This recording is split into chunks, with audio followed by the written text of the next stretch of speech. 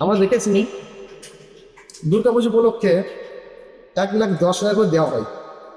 সেটা কোনো হিন্দু ভাই চাই না, দিতে ইচ্ছা করে সেটা দিয়েছে, ঠিক আছে, ভালোই কথা। তাহলে মুসলিমদের জন্য উনি কী করলেন? উনি তো ভাগ করছেন, হিন্দু মুসলিম ভাগটা তো উনিই করে দিচ্ছেন। 100 দিনের যে কাজ, সেই কাজটা তৃণমূলের সরকার আসার পরে বন্ধ হয়ে গেল। তার একটাই কারণ, দুর্নীতি। তার টাকাগুলো মেরে খেয়ে নিচ্ছে। আমরা চাই চাকরি, কর্মসংস্থান, কর্মসংস্থানের ব্যবস্থা হোক, কিন্তু দিদি সেটা করতে পারেন না। তৃণমূল সরকার সেটা করতে পারে না, আর পারবেও না। তৃণমূল কংগ্রেসকে আমরা ওটাই পছন্দ করি না। তার কারণ হচ্ছে 2011 সালে সরকারটা এসেছিল, আসার পর থেকে 2-1 বছর আমরা দেখেছি খুব একটা নয়, মোটামুটি ভালোভাবে চলেছিল। তারপরে দেখলাম একটার পর একটা কেলেঙ্কারির সঙ্গে ওরা যুক্ত।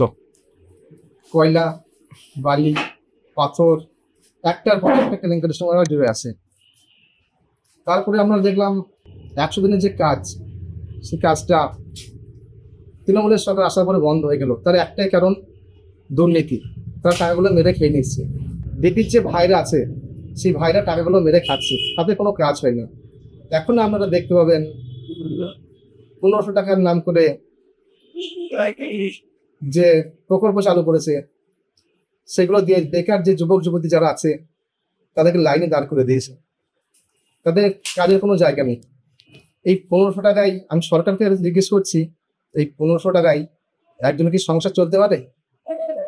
আমরা চাই চাকরি, কর্মসংস্থান, কর্মসংস্থানের ব্যবস্থা হোক, কিন্তু দিদি সেটা করতে পারেন না। তৃণমূল সরকার সেটা করতে পারে না, আর পারবেও না।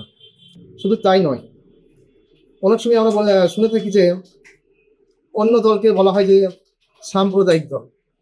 তো আমি যে তেনাদের কাছে প্রশ্ন করছি, সাম্প্রদায়িক কি বিজেপি, কংগ্রেস নাকি তৃণমূল? আমার যতটুকু মনে হয়েছে সাম্প্রদায়িক, আসল সাম্প্রদায়িক যদি হতে হয় সেটা হচ্ছে তৃণমূল। কেন? তার উত্তরটাও দিয়ে দিচ্ছি। আমরা দেখেছি দুর্গাপুজো উপলক্ষে 1,10,000 করে দেওয়া হয়। সেটা কোনো হিন্দু ভাই চাই না, দিদি ইচ্ছা করে সেটা দিয়েছে, ঠিক আছে, ভালোই কথা। তাহলে মুসলিমদের জন্য উনি কি করলেন? উনি তো ভাগ করছেন, হিন্দু মুসলিম ভাগটা তো উনিই করে দিচ্ছেন। তাই এই সরকারকে আমরা উৎখাত করে ফেলতে চাইছি। আমরা পরিবর্তন চাইছি, যাতে করে পরিবর্তন হয়। অবশ্যই আমরা সেটাই চেষ্টা করব। এতদিন আমরা ভুল বুঝেছিলাম, ভুল বোঝার কারণে এতদিন আমরা 100 ভোট দিয়ে এসেছি। এখন আমরা বুঝতে পারছি দিদি আমাদের মাথায় টুপি পরিয়ে আমাদেরকে ব্যবহার করছে।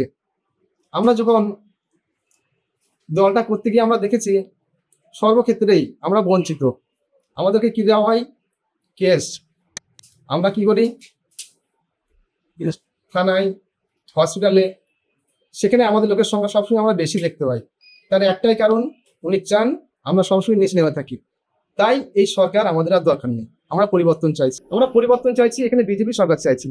অন্যান্য রাজ্যে বিজেপি সরকার যেখানেই আছে সেখানে আমরা দেখেছি বিরাট উন্নয়ন চলছে। আমরা পশ্চিমবঙ্গ বিজেপি সরকার চাইছি।